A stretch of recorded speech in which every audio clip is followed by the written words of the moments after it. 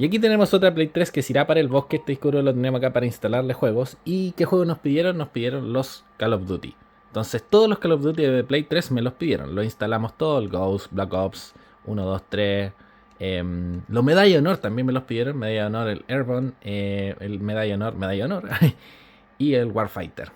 Entonces están todos los Medalla de Honor. Pero no solamente están los de la Play 3, sino que también tenemos los de Play 1 y los de Play 2 y se los voy a mostrar. Y aquí están los de Play 1. Mencionar que se puede jugar Play 1 en la Play 3, lo hemos dicho varias veces, todos los juegos de Play 1. Ahí está el Underground y el Medalla de Honor. Medalla de Honor. Luego tenemos la Play 2 también, que la Play 2 igual la podemos jugar en la Play 3.